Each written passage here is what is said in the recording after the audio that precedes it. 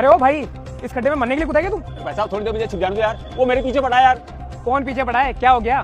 भाई साहब सारी बातें मैं आपको बाद में समझा दूंगा यार। वो एक आदमी आ रहा है मेरे बारे में पूछे ना तो बताना मत, मैं आपके हाथ जोड़ता हूँ।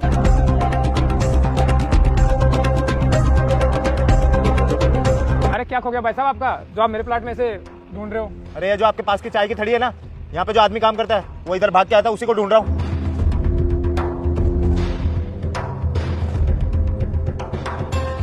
अरे भाई आपको कोई गलतफहमी हुई है, यहाँ पे कोई नहीं आया, ये तो मेरा प्लॉट है। मेरी कोई गलतफहमी नहीं है, मैं उसके खुद पीछे भाग के आया हूँ। वो यहाँ आते ही पता नहीं कहाँ गायब हो गया। अरे भाई जादूगर थोड़ा है, इंसान ही है, कहाँ गायब होगा ऐसे ही।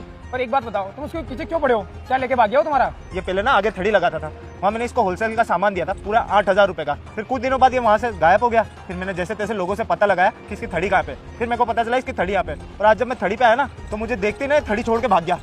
अच्छा तो ये बात है। वैसे भाई साहब इसने किया तो आपके साथ बहुत गलत है, लेकिन अब 8,000 रुपये तो है, आप ऐसे परेशान क्यों कर रहे हो? आएंगे तब दे देगा वो। देने की बात नहीं है, मैंने ऐसे ही कितने ही दुकानदारों को माल दिया, कोई भी मुझे पैसे नहीं दे रहा। अब मुझे आगे भी तो पैसा देना पड़ता है ना, मेरा भी तो माल रुक गया वहाँ से।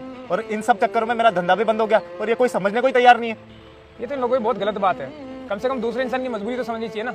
देखो भाई साहब अभी तो वो मुझे यार दिखा नहीं, लेकिन जैसे मुझे दिखेगा मैं आपके लिए उसको समझाऊंगा कि आपके पैसे टाइम से दे दे थोड़ा वो। हाथ जोड़ के आपसे यही विनती है कि आप उसे समझाना जरूर मिले तो। आखिर मेरे भी घर में बाल बच्चे, मैं मेरा घर कैसे चलाऊंगा। आप चिंता मत करो, अभी तो आप जाओ, जैसे मुझे मिलेगा मैं उसे समझाता हूँ। ठीक है भाई साहब।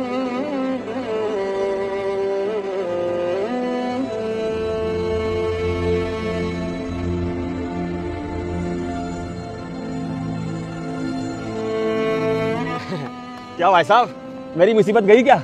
मुसीबत वो नहीं है तुम्हारे लिए, तुम उनके लिए मुसीबत हो। तुमने ऐसा कर भी कैसे दिया उनके साथ? तो मैंने जानबूझ के थोड़ी किया है। मेरी तो अच्छी खासी थड़ी चल रही थी चाय की, वहाँ पर नगर निगम वाला है, मेरी थड़ी हटा दी तो मैंने मजबूरी में थड़ी यहाँ लगा ली। भाई साहब मैं थड़ी की बात नहीं कर रहा हूँ, मैं बात कर रहा हूँ कि आपने उसे होलसेल का सामान लिया, उसको पैसे नहीं दिए, और जैसे ही वो आज आपके सामने आया तो आप उसको देख के भाग गए। उससे बात करनी चाहिए थी ना, ये कौन सा तरीका आपका? तो क्या बात करूं मैं उससे? उससे बात करने के लिए पैसे चाहिए, 8,000 रुपए देने उसको, कहाँ चलाऊं? मैं तो नई नई थड़ी लगाई यहाँ पे। तो रोज रोज ऐसे छिपने से तो क्या ही होगा, ऐसे तो मार्केट में बेइज्जती होगी। इससे अच्छा है ना कि आप उनसे बात करो, उन्हें थोड़ा थोड़ा पैसा दे दो ताकि उनका धंधा भी चलता रहे। वो कौन सा आपसे एक साथ मांग रहे हैं? पर थोड़े थोड़े पैसे दूंगा तो वो मान जाएंगे क्या? मुझे तो नहीं लगता कि वो मान जाएंगे।